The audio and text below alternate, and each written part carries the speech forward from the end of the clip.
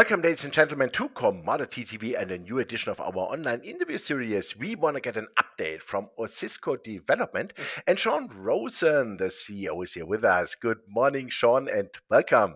How are you? I'm good, Jochen. I've never been so excited seeing gold hit all-time highs, and congratulations to all your viewers for being in the resource space or at least being interested in it. It's getting to be a very exciting time, and I think that 2024, 2025 are kind of looking like the breakout years. Yeah, absolutely. It looks really like that. And I must say, fantastic times. We have the breakout in silver. Definitely. We have the nominal all-time high in gold. That all looks good. The large companies have reacted. The small to mid-size, they did not really react so far. But I think we are just in the beginning of a new boom. And that is great. Yeah, for disclosure reasons, before we start, I'm a shareholder in the company. Please, I want to tell you that. And yeah, let's go into Medias Res because the Tintic project in Utah, you brought out a mineral resource estimate, and it looks to me like the market was a little bit disappointed with that. So yeah, probably you can give us some more insight into that and some comments because we had a lot of viewers asking. Yeah, absolutely, Jochen. So the Tintic project is essentially divided into three main pieces with one subcategory. We're basically looking at the big porphyry target, which is a Bingham style at depth target for copper gold. And that's the big one. And we'll get into that in a minute. And then we also have the CRD deposits, the carbonate replacement deposits, which are silver, lead, zinc, and gold. And then we have the third type of deposit, which is the gold deposits. And we had started out with a small resource on the T2, T4 at the Trixie mine, which is the resource you're referring to. We came out with an updated resource after some infill drilling at 150,000 ounces at the 21 grams, which is still a good number. And the measured and indicated with another 100,000 ounces in the inferred category. So it's smaller than what we originally started with after we got in and we sort of did the dimensions on it. However, we are putting the crosscuts in there right now to take the bulk sample. Because of the nuggety nature and the high grade nature of it, we'll know more after we get the bulk samples done. But the ramp is complete and we are looking at a development schedule for that deposit. In the meantime, we've also received one of two heap leach deposit permits in Utah, and we're looking at actually a high grade heap leach to extract this, which would help us with the economics. And the T4 zone is a very small part of the story when it comes to the overall gold story at Trixie and on the other 5 gold deposits. So we've nicknamed this area now the Golden Rectangle. And it's 5 kilometers by 2 kilometers, and it's only been drilled down to a depth of about 350 meters. It's produced about 1.8 million ounces historically of high grade gold. And when Kennecott was operating this for the mine, they were basically shipping flux. So anything that didn't have pure quartz in it with gold in it, they left behind, which is what these high grade pods that we're mining now, these epithermal pods like TT24, where we put out that first MRE. So you can expect us to keep drilling in there, and we're pretty excited about it. We have 27 kilometers of historic trend that we figured out that's never been drilled below 350 meters. The North Lily mine was the highest grade producer at 45 grams a ton, or about an ounce and a half a ton. And the Trixie was 8 to 20 grams, which is where we started now because that's where we had access. There are 35 kilometers of underground development that we're just in the process of rehabilitating now. So it's early days on the gold story. So, fear not. The Osisko group will go back to our core plan, which is called SUDS, which stands for Shut Up and Drill Stupid. I like that. So we will ride this horse eventually, but there's an awful lot of good stuff going on. It's a high grade vein system that sits on the eastern border of the Graben. There's 5 historic mines there. Like I said, they stopped at the water table at about 350 meters, so everything below that is still there. Nobody's really mined in here since the 1980s. And like I say, it was operating for Kennecott, and they were supplying flux to the Bingham smelter. And just to go back on Bingham, and the reason that Cisco was in this project in the first place is 17,000 acres of patented land, so not BLM land, with 23 previous producers on the property. So 23 historic mines, 5 of them gold mines, and the rest were these silver, lead, polymetallic deposits. There is some telluride in here as well, so we've got a few exotics in the critical mineral list in this project. And so, this thing offers that. And then the big target is what Dick Silito identified in 2010 with us, and why we spent 14 years to acquire this project, is we think there's an at-depth Bingham-style target here that sits underneath this big graben, which has got an eastern border and a western border. And our friends from Ivanhoe Electric, Robert Friedland and his team, are drilling to the southwest border of us.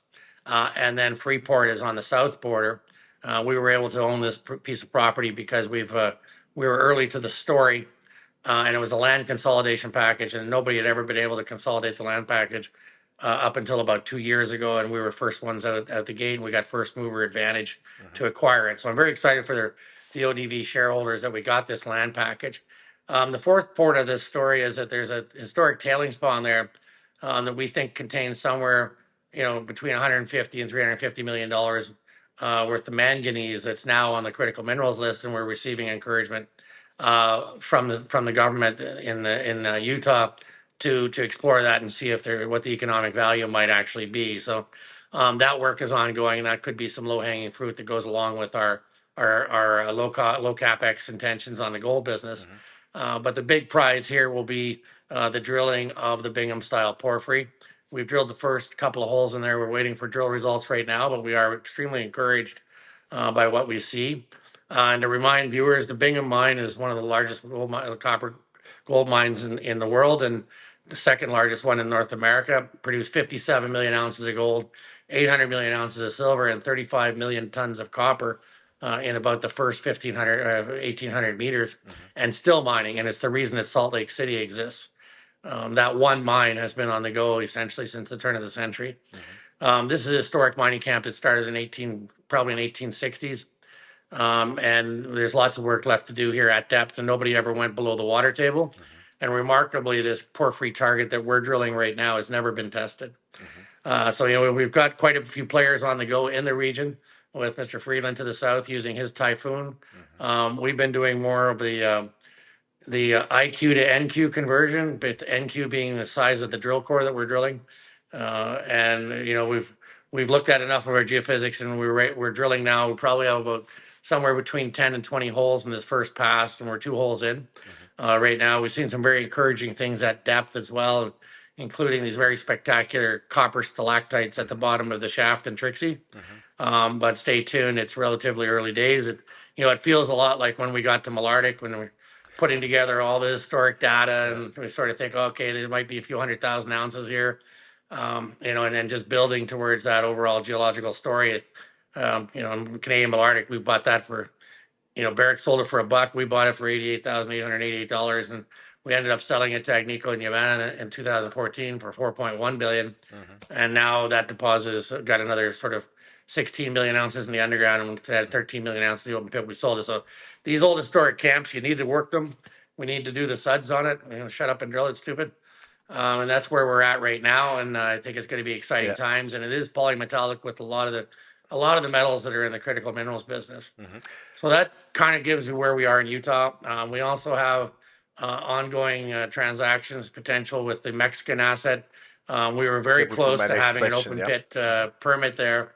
There was an election last night in Mexico, so we haven't really, quite got what the message of the government's going to be right now. But we are looking at finding a more Mexican-focused partner for that project. And our short-term project that's moving the quickest right now is the Cariboo Gold Project in British Columbia. So we received our final EA certificate in the fall of 2023. So that was the first new EA certificate to be issued under the new process in British Columbia, not just for mining, but for any industry. So we've had great support from the NDP government there, as well as our First Nations partners in terms of getting through that process. And we're just now in the final negotiation of the construction and exploitation permits. So we're expecting to close that up this summer. So that will be the next shovel-ready, fully permitted mine in the gold space worldwide of consequence. That mine right now, and the feasibility is at 4,900 tons a day underground, and it comes online at about 220,000 ounces a year. We think this is the very beginning of this, and that there's several more mines to be added to this. We've only taken this one down to a depth of 350 meters. We've tested the ore body down to 1,000 meters, and we're averaging about 1.4 million ounces for every 100 meters of vertical extent in overall resources. So we're at 2 million ounces of reserves, another 1.6 million ounces measured and indicated, another 1.7 and inferred in a very shallow layer on top of this one. So, and that's only 4.2 kilometers long in strike length, and we've got over 83 kilometers of total strike length. So, we're about 8% of the strike length has been explored here. We have two other discoveries on this property already that have not been turned to resource level: Proserpine and Williams Creek. And the next big, the next big mines are going to be underneath the existing one. And we're driving a ramp underground right now. We got a permit to do 2.1 kilometers of underground ramping. So there's actually a new road header underground there. We're averaging about 6 to 6.5 meters a day right now, as we get further into it. So we're actually doing the mine development as we speak, to get underground and get the bulk sample and get going. We also own quite How a bit of large will be infrastructure there. the bulk sample? How large? How many tons? What do you think? It's a minimum of 10,000 tons, but we should have our full construction permit by the time we get there, so we wouldn't stop. We just keep going. So that means So you can we're all, expecting to be at the ore body sometime in October, yeah. and we expect to have the construction permits by sort of July, August. So once we're in there, where the goal was not to stop. We'll drive a couple of levels in, and we'll do not only the bulk sample, which the questions were out on the ore sorter recoveries. The studies that we've done so far show a 40 to 50% mass pull. So the ore sorter is really neat in this one because it's one of the best three deposits been tested in the world for XRT technology, which is essentially what you see at the airport. When you put your bag through and you see your keys on the X-ray come up, we see the pyrite, which has the gold in it. And this deposit's quite unique in that all the gold is associated with pyrite, and it makes it very visible in the XRT scan. So we're able to select at a level of precision that we don't see in a lot of other ore bodies. So that's why we chose that technology. Yeah. So there's a question to be answered about the efficiency of that technology with the bulk sample, and then the other one will be grade validation once we convert from drill model to underground. So it's a big story. We're aiming to be a mid-tier producer with these assets, and we think we've got we're well along the way. Development stories are always a little tough in the beginning, but they are the biggest reward in the space. And in terms of, if you're believing in gold price right now, this is the highest leverage you can get to gold price. The discovery risk is off for the most part. We're in development on that one, and it's just a matter of achieving milestones as we get further into it. And I think it'll be one of the more exciting ones in a safe jurisdiction worldwide. There are other projects that are competing with this, but most of them have some sort of geopolitical angle to them. We also benefit from Canadian power. We're at about 5 cents US a kilowatt hour, and we're using hydroelectric power, which is completely green power. And 80% of the underground mining that will be done here will be using electric equipment. So it's a very, very ESG friendly mine as well. We're on infrastructure. We're on a paved road, 45-minute drive from the town of Quesnel, which is 28,000 people, and an hour and a half from Prince George, which is a town of about 140,000 people. So it's great, and it's about a 7-hour and 8-hour drive from Vancouver. And it has living capacity there, so we're not fly in, fly out. So far, what we're seeing is that we're moving well. The road header is performing extremely well at this point, better than the Sandvik predictions. So if we can get the same results out of the ore sorter, we'll solve the two technology questions.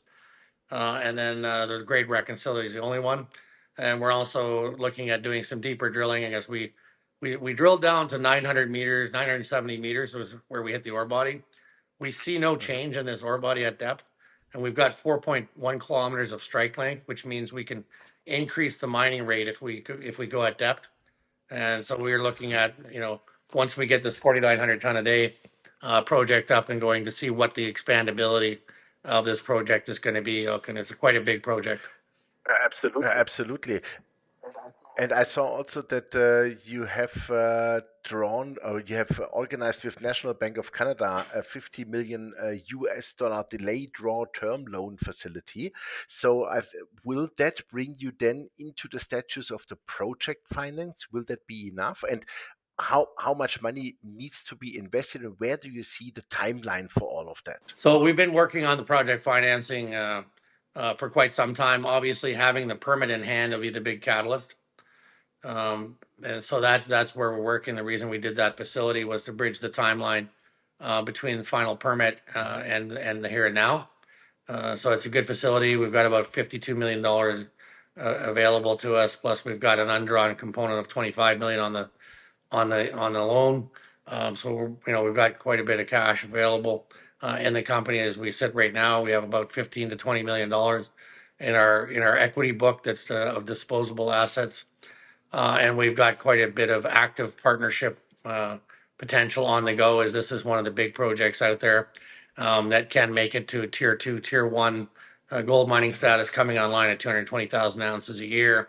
And then if we're successful in the at depth expansion, we would look to set the stage for a second stage expansion at some point. And we'd be targeting 350 to 450,000 ounces a year, which would put us in the big leagues, right? Yeah, So definitely. So time-wise, that's the reason that I've dedicated my time to yeah. this. I mean, I'm focused only on ODV Mhm, right now. I've stepped back from the mhm. royalty company to focus on this and go back to my basics, which is the development side of the business, and that's where I think I'm the most useful and where we get the most done. We got a good team with us. It's the same team that brought you Canadian Malartic, and also a lot of the guys from our brain trust, Chris Loader, Ruben Padilla, Terry Harbert, on the geology side, and then on the mine building side, it's the good old Osisko machine. So when do you think could Cariboo pour the first gold? Just indicative. I know forward-looking statement, but would it be the next 3, 4 Well, from years? a bulk sample standpoint, it should be Hmm. next year, and there'll be some interim production while we're doing development work as we take development muck and we Hmm. process it. We own an existing mill called the QR mill, which is about 1,000 ton, 800 to 1,000 ton Hmm. a day mill. We used it in 2022 to produce about 20,000 ounces from a small scale mining project we had then. So that is one possibility. So we will be producing a little bit, but full scale production, we're looking at about 3 years, 4 years. Hmm. Okay, but that's also quite fast, I would say. Fantastic. Yeah. Super. So let's recap a bit. San Antonio, let's say, is on the sales side. Concentration now is Cariboo and Tintic, I would say. Maybe a little bit more on Cariboo because Yeah. that could go faster and you are maybe more advanced with project finance, right? Yeah, correct. And then we got the bulk sample work on the go at Mm. Trixie Hmm. in the T2 T4 zone, Yeah. and we got most of our permits in place for what we need to mine that, and we'll make some decisions on that as we get into the fall. Hmm. But we're underground. We're underground now at Trixie with the ramp. We got a full Hmm. size ramp all the way down to 625 level, so we can bring 40-ton trucks down there. So getting access to the underground from a modern mining standpoint was the key to all this. Hmm. We also received the permit for the heap leach. We Hmm. got a couple more engineering permits to get on construction. But all in all, that project's a relatively low cost startup as well. Hmm. And we haven't scaled it yet as to what we're looking for, but I'd be looking sort of a small scale startup there, 30 to 50,000 ounces a year, assuming that we can green light that Hmm. project at some point. Yeah. Yeah. But we Definitely. haven't done that yet, and we haven't given the market Hmm. enough information to get there. But that would be the conceptual target of where we sit today on that one. Hmm. Okay, super. Well, Sean, it was a fantastic update. Thank you very much for that. And yeah, it looks to me like that your stock is, yeah, hopelessly undervalued, I would say. Yeah, well, Fraser That is Institute just rated crazy. Utah the #1 jurisdiction in the world for Yeah. mining investment.